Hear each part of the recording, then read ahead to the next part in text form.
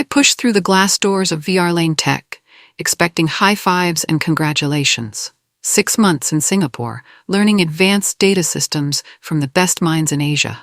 Only 3 people from our entire company got selected. I was one of them. Instead, I got a cold handshake from Rebecca in HR. "Welcome back, Sarah. We need to discuss your new assignment." New assignment? I followed her down the hallway, past my old office. Through the glass walls, I saw someone else sitting at my desk. My stomach dropped. "There's been a restructuring," Rebecca said, not meeting my eyes. "Your role has been adjusted." Adjusted. That was a fancy word for destroyed. She led me to the basement. Past the break room, past the supply closet, to a cramped office with no windows. A single desk, a broken chair, and a computer from 2015. "You'll be processing data entry here," she said quickly. "Same salary, different responsibilities." I stared at the prison cell they'd prepared for me. 6 months ago, I was leading client presentations. Now I was filing spreadsheets in a dungeon. "Who's in my old office?" I asked. Rebecca's face went red. "Shawn Thompson. He's been promoted to senior account manager." Shawn, my former assistant, the guy I trained. I marched upstairs to find my manager, David Chen. He was in his corner office, typing furiously when I knocked. He looked up and his face went pale. "Sarah, you're back early." "I'm back exactly when I was supposed to be back," I said, sitting down without being invited. "Want to explain why Shawn is sitting at my desk?" David shuffled papers nervously. "Well, there were some changes while you were away. The board felt we needed to optimize our structure." "Optimize by putting my assistant in my job?" "Shawn showed real leadership potential during your absence. He took initiative, brought in new clients." I leaned forward. "Those were my clients, David. I built those relationships before I left." David's phone buzzed. He glanced at it, relieved for the interruption. "Sorry, Sarah, I have a call. We'll discuss this more later." But we both knew there was nothing to discuss. They made their decisions 6 months ago. I walked past Shawn on my way out. He was wearing a new suit, sitting in my chair, looking at my client files. When he saw me, he gave a little wave. "Hey, Sarah, how was Asia?" His smile made my blood boil, but I smiled back. "Enlightening," I said. The next day I was getting coffee in the break room when I heard voices around the corner. I recognized Tom from accounting and Lisa from marketing. "I still can't believe they actually did it," Tom said. "Did what?" Lisa asked. "Buried Sarah in the basement. I mean, she was too ambitious for her own good, but damn." My coffee cup froze halfway to my lips. "David said it was necessary," Lisa whispered. She was making waves, questioning everything. They needed someone more manageable. "Shawn is definitely more manageable," Tom laughed. "Guy does whatever they tell him." Plus, with Sarah in Singapore for 6 months, it gave them time to make the transition smooth. Smart planning. This wasn't a sudden decision. They planned this before I even left. I peeked around the corner. Tom and Lisa were scrolling through their phones, already moving on to gossip about someone else's life. I slipped out of the break room, my hands shaking. Not from fear, from rage. They didn't just demote me. They orchestrated it. 6 months of plotting while I was learning skills to help this company. Now I needed to find out who else was involved. I spent the morning watching Shawn from my basement cave. Every hour, I took a bathroom break that conveniently passed by my old office. He was living my life up there. At lunch, I saw him in the cafeteria with David and 2 other managers. They were laughing, relaxed. Shawn looked comfortable, like he belonged. When I walked past their table, the conversation stopped. "Sarah," David called out. "How's the new role treating you?" "Great," I lied, really diving deep into the data. Shawn smirked. "Must be different from client work. Data entry is pretty straightforward, right?" The other managers chuckled. They thought this was funny. "It's all about attention to detail," I said calmly. "Something I learned a lot about in Singapore." David's smile faded. "Right, Singapore." I grabbed my sandwich and headed back to the basement. But instead of eating, I opened my laptop and started making a list. Names, dates, who knew what and when. David Croft, manager, definitely involved. Shawn Thompson, the replacement, obviously complicit. Rebecca from HR, delivered the news, probably following orders. But someone higher up made this decision. Someone with real power. I needed to find out who. Late Friday afternoon, I was alone in the basement when my computer pinged with a notification. IT had updated my access permissions for our shared drive, probably trying to limit what I could see. But they made a mistake. For about 10 minutes I had access to folders I shouldn't see, including David's email archive. I clicked through quickly, scanning for anything about my name or Singapore. Then I found it, a thread from 3 months ago when I was halfway through training. Subject: Sarah Mitchell, long-term plans. David to Shawn, how confident are you about taking over her accounts permanently? Shawn to David, very confident. I've been shadowing her process for months. Clients trust me. Good. HR is on board. We'll make the transition while she's out of the picture. Shawn to David, what if she fights it when she gets back? David to Shawn, she won't have a choice. We'll have documentation showing performance issues. Plus, 6 months is long enough for everyone to forget how things used to be. My hands were shaking as I screenshotted everything. They planned this from the beginning. The Singapore training wasn't an opportunity. It was a setup. I scrolled down and found more.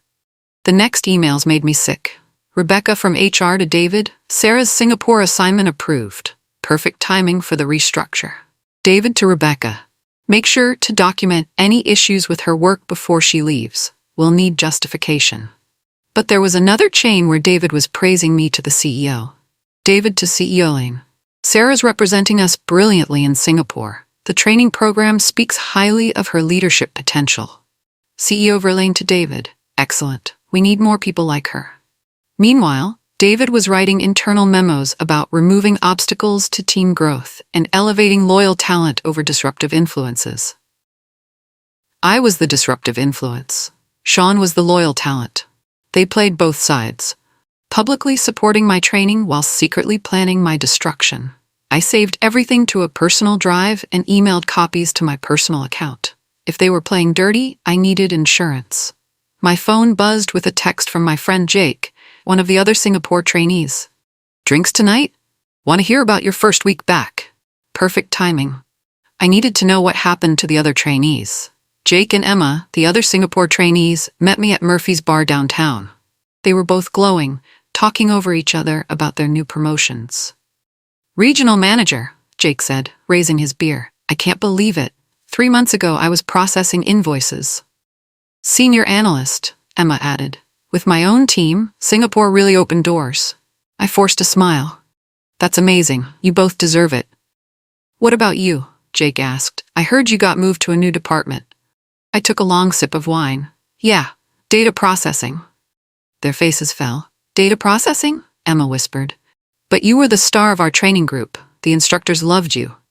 Different needs at different offices, I guess, I said carefully. Jake frowned. That doesn't make sense. We all came back with the same qualifications. If anything, you should have gotten the biggest promotion. We sat in uncomfortable silence. Unless... Emma started, then stopped. Unless what? Unless someone at your office didn't want you to succeed. Bingo. Jake and Emma were promoted because their managers wanted them to succeed. I was demoted because my manager wanted me gone. I need another drink, I said. Monday morning, I was digging through shared folders again when I found something that made my coffee go cold. A PowerPoint presentation titled Succession Plan, Elevating Loyal Talent. I opened it with shaking hands. Slide 1, Identifying Leadership Potential. Slide 2, Current Team Structure, my name was at the top. Slide 3, Proposed Restructure, my name was crossed out, Shawn's name was bolded. Slide 4, Timeline for Transition. SM Overseas Training provides 6-month window. Slide 5, Leadership Grooming Strategy. Shawn gets my clients, my projects, my office. The presentation was dated 8 months ago. Before Singapore training was even announced, they weren't just planning to replace me during training. They were planning to replace me and using the training as cover. The final slide was titled Risk Management. It listed potential problems. Sarah returns with enhanced skills. Sarah questions the restructure. Sarah appeals to higher management. And the solutions: document performance issues during absence. Position change as lateral move with growth potential. Ensure upper management sees Shawn as natural successor. I printed everything and hid the copies in my desk. Then I sat back and thought. They played chess while I played checkers. But now I knew their strategy. Time to play my own game. I requested my personnel file from HR. Rebecca seemed nervous when I asked, but she couldn't legally refuse. It might take a few days, she said. No problem. I'll wait. When the file arrived, I found something interesting. There was a performance review I'd never seen, dated 2 months into my Singapore training. Employee shows concerning patterns of insubordination and poor team collaboration, it read. Multiple colleagues report difficulty working with her management style. The review was signed by David and included anonymous quotes. She micromanages everything. She doesn't listen to input. She acts like she's better than the rest of us. None of this was ever discussed with me. There was never a formal review meeting. And the timing was perfect. Filed while I was thousands of miles away, unable to defend myself. I checked the dates on my previous reviews. All positive, all praising my leadership and teamwork. Exceptional employee with natural leadership abilities. Team members consistently praise her mentoring. Clients specifically request to work with her. Someone fabricated an entirely new narrative while I was gone. I photographed every page and added them to my evidence folder. I remembered Jane VR Lane, the CEO's daughter and VP of Operations. We bonded during training sessions for Singapore. She seemed genuinely interested in my ideas about data optimization. I sent her a careful email. Hi Jane, hope you're well. Would love to catch up about Singapore training and share some insights I gained. Coffee sometime? She responded within an hour. Absolutely. Always interested in hearing how our training investments are paying off. Tomorrow at 10?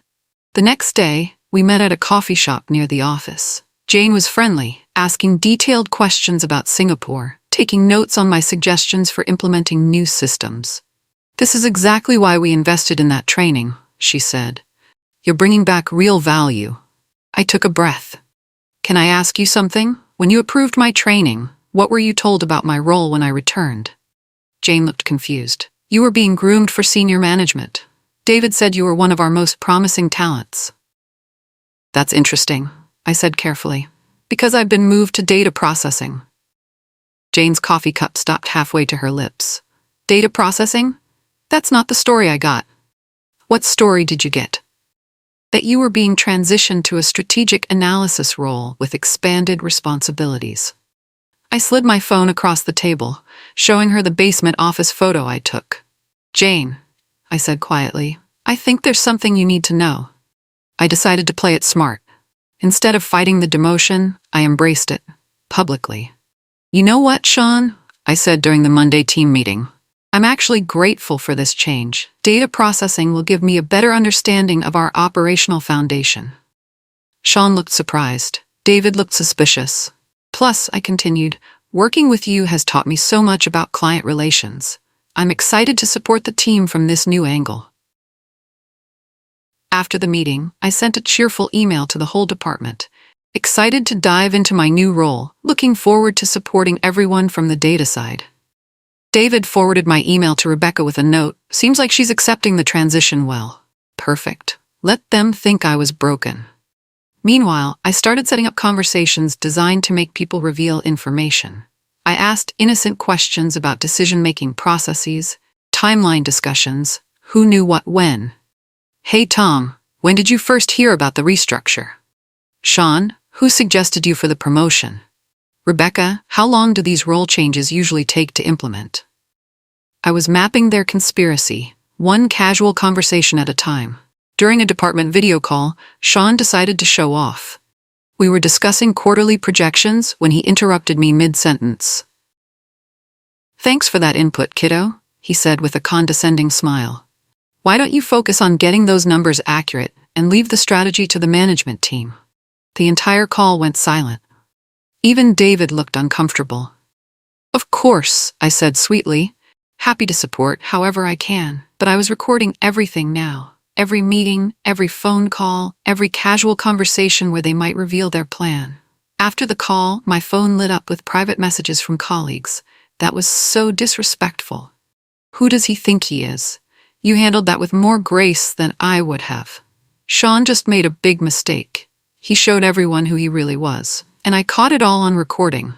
That evening, I transcribed the conversation and added it to my evidence file. The timestamp showed exactly when he called me kiddo and dismissed my expertise in front of the entire team.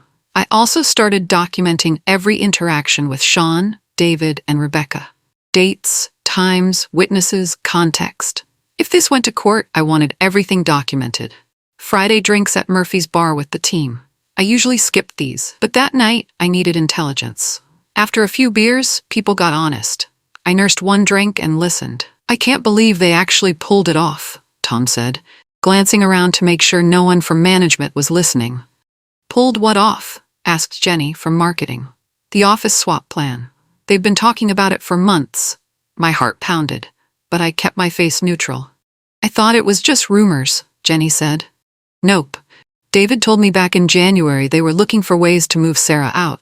Said she'd never come back from Singapore if they played it right. That's brutal, Jenny whispered. Business is brutal, Tom shrugged. They said they'd bury her down there until she quit. I slipped my phone out of my pocket and started recording. But why? Jenny asked. She was good at her job. Too good, Tom said. Made David look bad. Always had better ideas, better client relationships. Shawn is easier to control. I'd heard enough. I excused myself to the bathroom and stopped the recording. They planned to bury me until I quit. We'd see about that. Monday morning, the office was buzzing. Someone leaked a video to the company's Slack channel over the weekend. It was from Shawn's birthday dinner last month, while I was still in Singapore. He was drunk, standing on a chair making a toast. To my promotion, he shouted in the video. Here's to Sarah's demotion. May she enjoy her new basement office. The room erupted in laughter. David was right there, clapping and cheering. The video had been viewed 847 times in 3 hours. I didn't leak it, but I was glad someone did. By lunch, everyone was talking about it. Shawn looked mortified, keeping his head down. David kept walking by my basement office, probably wondering if I'd seen it. Of course I'd seen it. I downloaded it, backed it up, and added it to my evidence folder. HR called an emergency meeting with Shawn. He came back looking pale. Damage control, I heard Rebecca whisper to David. But the damage was done. Everyone saw them for who they really were. Rebecca sent me an email. Sarah, would you be available for a brief meeting tomorrow to discuss your current assignment? I smiled as I typed back. Absolutely, looking forward to it. Time to show them what I'd learned. I walked into the HR meeting with a folder full of documents. Rebecca was there with David and another HR manager I didn't recognize. Thanks for coming, Sarah, Rebecca said nervously. We wanted to check in about your transition. It's been enlightening, I said. David shifted in his seat. We hope you're finding the work fulfilling. I opened my folder and placed a single document on the table. It was the email chain where David and Shawn planned my replacement. I found this interesting, I said calmly. Rebecca's face went white. David stared at the paper like it might bite him. Where did you get this? David asked. From the shared drive. IT gave me temporary access last week. The unknown HR manager leaned forward. These are internal communications. About me, I said. Don't I have a right to know what decisions are being made about my career? Silence filled the room.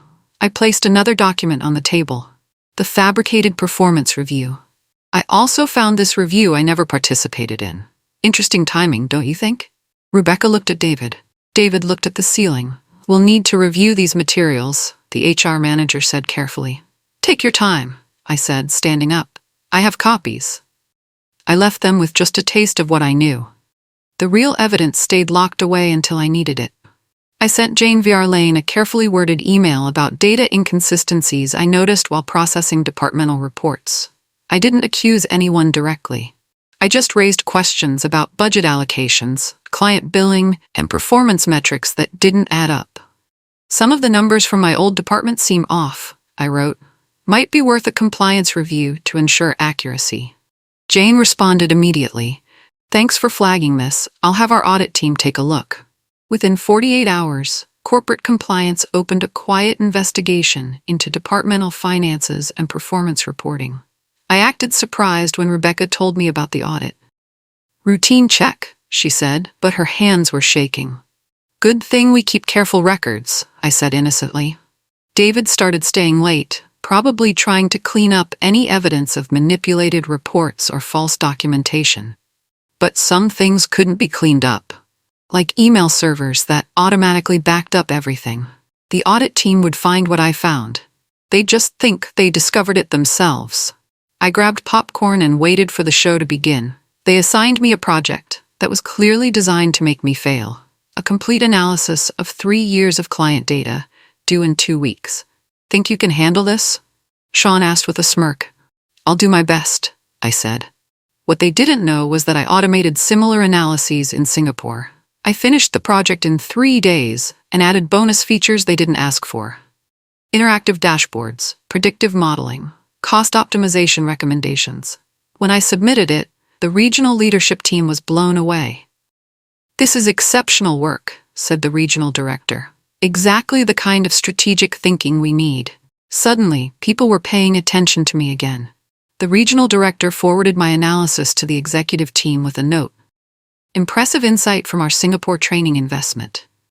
Shawn looked sick when he saw the praise. David tried to take credit. Sarah's been developing these skills under my mentorship.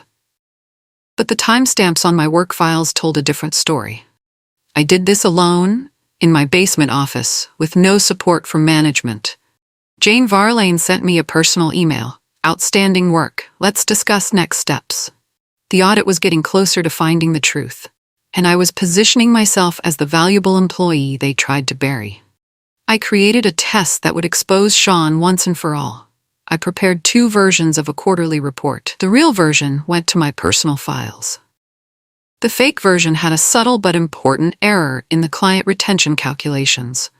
I saved the fake version to the shared drive where Shawn always looked for my work to copy.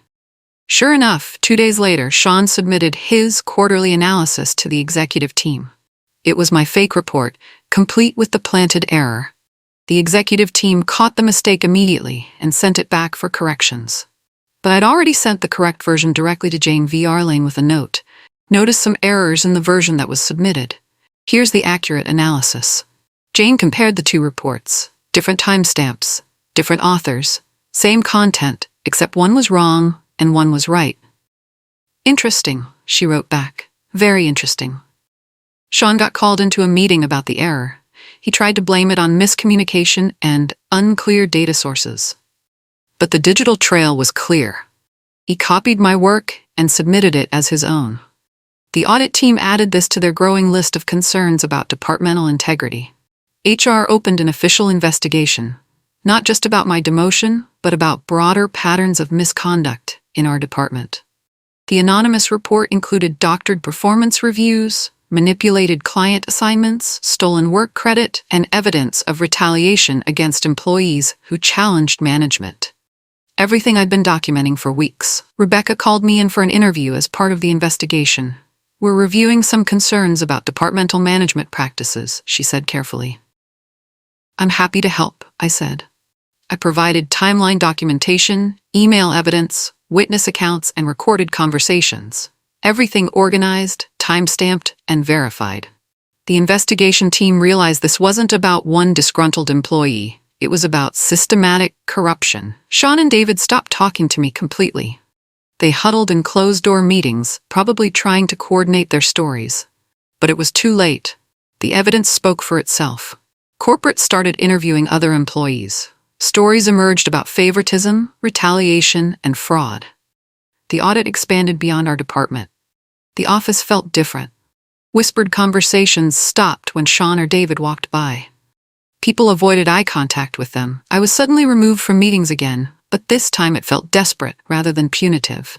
Budget constraints, David explained unconvincingly. But I knew the real reason. They were in panic mode. I heard through Slack that David had an emergency meeting with the CEO. Shawn spent an hour in HR. Rebecca looked like she hadn't slept in days. The regional director stopped by my basement office. How are you holding up, Sarah? Fine, I said. Just focused on doing good work. That's what I like to hear. Changes are coming. Good changes. After she left, I got a text from Jake. Heard there's drama at your office. Everything okay? I typed back, everything's about to be very okay. The investigation was almost complete. I could feel the tide turning. All those months of careful documentation were about to pay off. David didn't come to work Monday or Tuesday. Wednesday morning, there was an internal memo. David Chen is taking personal leave to address family matters. Everyone knew what that meant. Shawn sat in his office, my old office, staring at his computer screen. He wasn't working. He was probably updating his LinkedIn profile. I ran into him at the coffee machine. "Heard about David," I said casually. "Hope everything's okay with his family." Shawn gave me a look that could melt steel. "Yeah, family matters. Well, I'm sure the department will be fine. Strong team." He poured his coffee and walked away without another word. But I saw his hands shaking. The audit results weren't public yet, but the conclusions were obvious. David was gone. Shawn was next.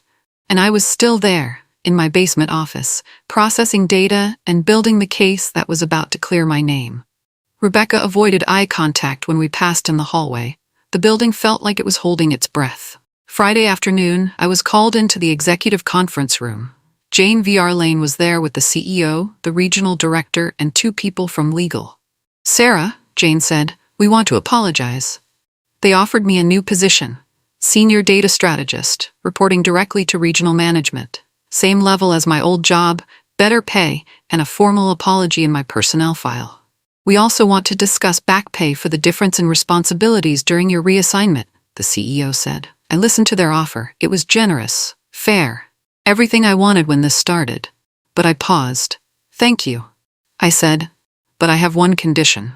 I pulled out an envelope and placed it on the table.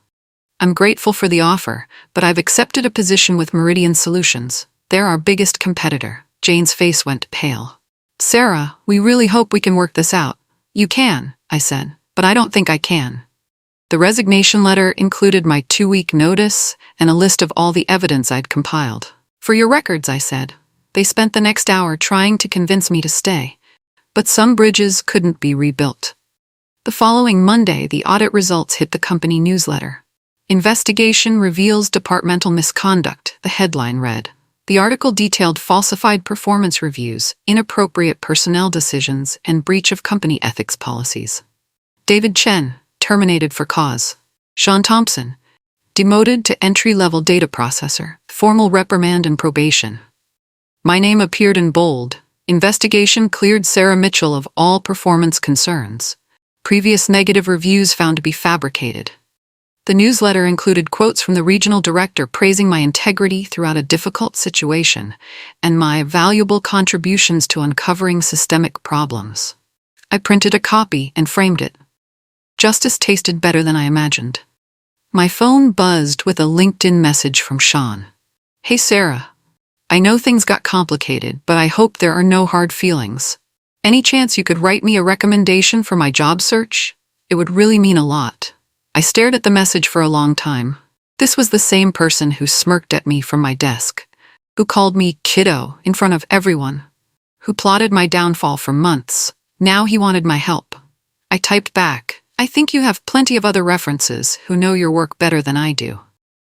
Then I screenshotted the conversation and added it to my evidence folder. Some audacity never stopped being audacious. 2 weeks later, I cleaned out my basement office for the last time. But I wasn't leaving alone. 3 of our best engineers, Jenny from marketing, Tom from accounting, and Sam from IT, were coming with me to Meridian Solutions. "You sure about this?" Jenny asked as we packed up our desks. "Best decision I've ever made," I said. They followed me because they believed in justice, because they saw what happened and knew it was wrong. As we walked through the lobby together, I saw Rebecca watching from the mezzanine. She waved awkwardly. I didn't wave back. David was gone. Shawn was processing data in the basement, probably in the same broken chair they gave me. And I was walking out the front door with dignity, proof of my worth, and a team of people who respected what I stood for. The company that tried to bury me, I buried them back. 6 months later, Meridian won 3 major contracts from VR Lane Tech's biggest clients. They chose to work with me.